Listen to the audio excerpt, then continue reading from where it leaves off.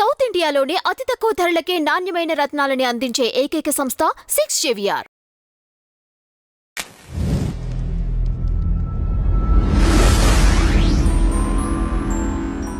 Madam నమస్తే. నమస్తే అండి. గరికపాటి నరసింహారావు గారి పైన వైరల్ అవుతున్నారు ఎక్కడ చూసినా.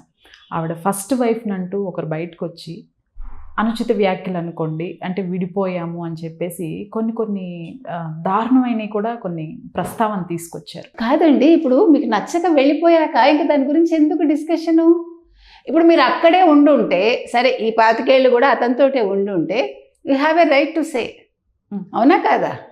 అప్పుడు మీకు రైట్ ఉంది. ఎస్, నన్ను ఇలా ఏడిపిస్తున్నాడు గరికపాటి, ఈయన ఇలా ప్రవచనాలు చెప్తున్నాడు, కానీ ఇంట్లో నన్ను సతాయిస్తున్నాడు అందనుకోండి, yes she has a right. But ఇక్కడ అలా కాదు కదా. వద్దనుకుని వెళ్ళిపోయి 25 ఏళ్ల తర్వాత నువ్వెందుకు వీడియో చేయాలి?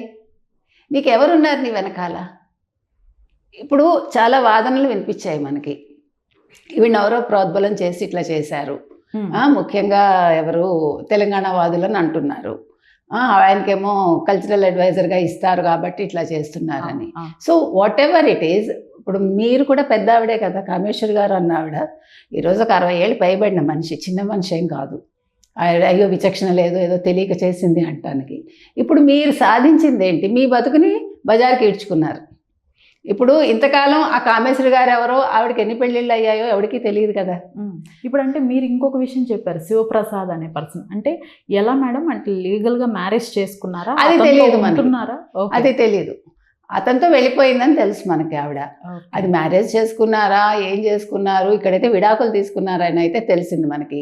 ఈ శివప్రసాద్ అనే అతను జానపద గీతాలు పాడతాడు అనేది మాత్రం తెలిసింది మనకి, బికాజ్ షీఈస్ ఫ్రమ్ కాకినాడ కదా, అట్లా తెలిసింది మనకి. సో ఏది ఏమైనా ఇవాళ ఆవిడ సాధించింది ఏంటి మీరు చెప్పండి, నాకు అర్థం కాలే. గరికపాటి గారిని చెడ్డగా చేయాలి భావించి ఇప్పుడు ఆవిడే చెడ్డ ఆవిడ అయ్యారుగా, సింపతి వస్తుందా? ఇప్పుడు చెప్పిన విధానంలో కూడా మీరు గమనిస్తే, ఎప్పుడో 25 ఏళ్ల క్రితం లేకపోతే 30 ఏళ్ల క్రితం నన్ను ప్రేమగా చూడలేదు, నాతో అన్నం తినలేదు, చిన్నపిల్లలు కంప్లైంట్ చేస్తారు చూడండి, అలానే ఉందా మీకు? అంటే రీసెంట్గా ఒక 2 days బ్యాక్ కూడా ఇంకొక వీడియో పెట్టారు మేడం. అది చాలా కొంచెం జుగుప్సాకరంగా కూడా మాట్లాడారు గరికపాటి వారిని, నీచుడని. విన్నాను నేను. కొన్ని చాలా వర్డ్స్ యూజ్. నేను అనేది అది, ఇప్పుడు మనకి నచ్చకపోతే విడిపోతామండి, దేర్ ఎండ్స్ ద మ్యాటర్. కానీ ఆ వ్యక్తిని తలుచుకుని మళ్ళీ వాళ్ళ మీద వీడియోలు చేసి వాళ్ళ బతుకు బజార్కి ఇచ్చి నా బతుకు నేను బజార్కి ఈడ్చుకుంటానా? ఆవిడ ఉపాధ్యాయురాలుగా పనిచేశారు, నన్ను నా మీద దాడి చేస్తానంటున్నారు, క్రిమినల్ కేసు పెట్టారు అంటే దే హ్యావ్ ఎ రైట్, వాళ్ళ ఇష్టం అది. ఇప్పుడు మీరు ఎట్లా వీడియోలు చేసి పెట్టుకుంటున్నారు, అది మీ రైట్ అనుకున్నప్పుడు అది తీయమని అడిగే రైట్ వాళ్ళకు ఉంది. మీరు ఎలా లేదంటారు? అంటే ఇప్పుడు మిమ్మల్ని ఏమైనా మోసం చేసి ఆయన ఇంకో పెళ్లి చేసుకుంటే అప్పుడు మీరు మాట్లాడచ్చు. మీరు విడిపోయాక ఆయన పిల్లల్ని ఉంచుకుని ఆయన పెళ్లి చేసుకున్నాడు, ఇంకా అక్కడ ఈవిడికి ఏ హక్కు ఉందో నాకు చెప్పండి. లీగల్గా కూడా ఏ హక్కు ఉండదుగా. మీరు ఉంటుందంటారా? లేదు కదా. ఇక్కడ నేను పాయింట్ అంతవరకే మాట్లాడతా. ఇప్పుడు కామేశ్వరి గారు మంచి చెడు మనకు అనవసరం అండి, గరికపాటి గారు మంచి చెడు మనకు అనవసరం అండి. కానీ ఒక వ్యక్తికి ఒక మంచి పేరు వచ్చి ఆయన అందరినీ అలరిస్తున్నాడు, అది ఆయన ఇష్టం, వాళ్ళ ఇష్టం, వినేవాడి ఇష్టం. ఇప్పుడు మీరు ఎక్కువ కమెంట్స్ చూసుకుంటే 90% ఆయనకు సపోర్ట్ ఉన్నాయి, ఒక 10% ఈవిని సపోర్ట్ చేస్తున్నారు. తర్వాత నిన్నెవరో ఒక మహిళా మండల ఏదో విమెన్ రైట్స్ ఆవిడ నేను పూర్తిగా కామేశ్వరి గారిని సపోర్ట్ చేస్తున్నాను ఒకటి రిలీజ్ చేస్తున్నాడు. అది ఆవిడ ఇష్టం, దాన్ని మనమేమి ఖండించాం. అయితే ఇక్కడ ఇంకొక విషయం మేడం, ఇదే అలసుగా తీసుకొని, అంటే మనకి హిందూ ధర్మంలో చాలా తక్కువ మంది ఉన్నారు ప్రవచనకర్తలు. అందులోని పేరొందిన వాళ్ళు 2-3 వేల పైన లెక్క. అవునండి.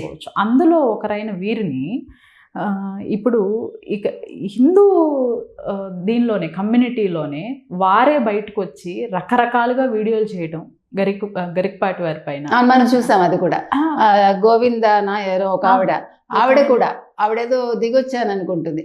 నేనంటే సంప్రదాయం అంటే ఏంటి, ఆధ్యాత్మికత అంటే ఏంటి అసలు, అంతే కదండి. అంటే వారి పైన లేడీస్ పైన కొంచెం ఎలా పడితే అలా మాట్లాడారు. అవునండి, మీరు ఖండించండి, మీకు రైట్ ఉంది.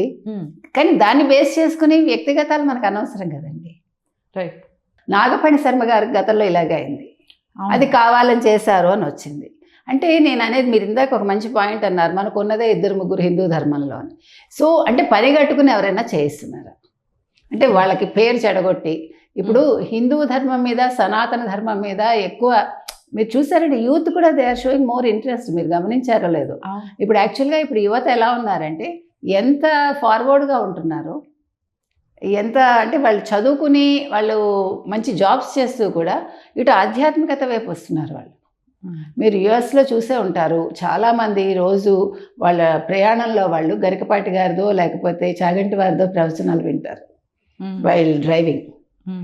Not youngsters I'm talking about. తెలుసా మీకు? ఇప్పుడు జగ్గి వాసుదేవ్ ఉన్నారు. జగ్గి వాసుదేవ్ మీద చాలా ఆరోపణలు వచ్చాయి. మీరు గమనించినట్టయితే ఎక్కడ ఆధ్యాత్మికత వెళ్ళి విరుస్తోందో అక్కడ ఇలాంటి గొడవలు వస్తున్నాయి. అంటే పని కట్టుకుని ఎవరు చేస్తున్నారు, దీని వెనకాల ఎవరున్నారు అనేది కూడా మనం ఆలోచించాలి. ఒక తెలంగాణ వాదులు కొంతమంది తప్ప మిగతాదంతా కూడా అంటే వేరే మతం వాళ్ళు చేయిస్తున్నారా, అది కూడా మనం ఆ కోణంలో కూడా ఆలోచించాలి. అంటే ఇంకొకటి కూడా మేడం, దీన్ని అలసుగా తీసుకొని వారు చెప్పిన ప్రవచనాలు కానివ్వండి, వారి వల్ల మారిన వాళ్ళు కానివ్వండి, ఇవన్నీ ఎవరు మాట్లాడట్లేదు. ఏవో ఒకటి రెండు మైనస్లు ఏవైతే ఉన్నాయో వాటినే తీసుకొస్తున్నారు తప్పితే ప్రతి ఒక్కరు అంటే ఆయన వాస్తు శాస్త్రం గురించి తప్పు పట్టారని ఒకరు, అంటే వాస్తు వాళ్ళంతా ఇప్పుడు టైం వచ్చిందని చెప్పేసి వాళ్ళు మాట్లాడుతున్నారు. లేడీస్ పైన అప్పుడు అనుచిత వ్యాఖ్యలు చేశారని కొన్ని సంఘాలు, సినిమా వాళ్ళ మీద చిరంజీవి గారి అభిమానులు ఎవరికి ఇప్పుడు టైం వచ్చిందని వాళ్ళు అంతేనండి. అది సహజం, మానవ నైజం అదే కదా. ఇప్పుడు మంచిగా ఉన్నప్పుడు ఎవడు పెద్ద పట్టించుకోడు.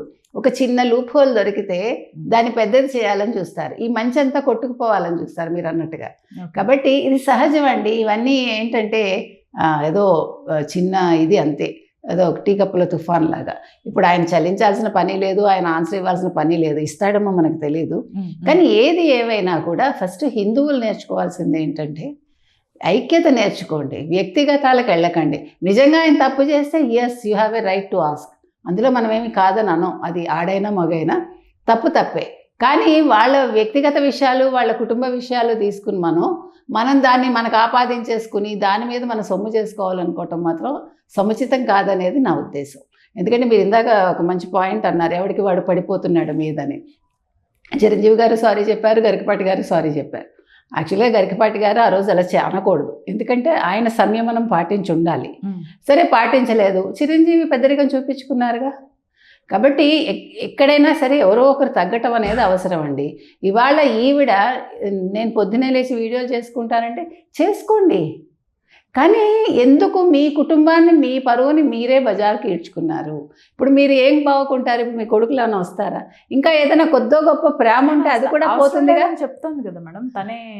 ఆవిడ మీరు గమనించండి, ఆవిడ కన్ఫ్యూజన్ స్టేట్లో ఉంది. మీరు ఆవిడ వీడియోస్ వింటే నాకు ఏది వద్దు అంటూనే ఆవిడ ఒక కన్ఫ్యూజన్ స్టేట్లో నాకు కనిపించారు. అంటే ఒక ఒంటరితనాన్ని ఆవిడ ఫీల్ అవుతున్నారు.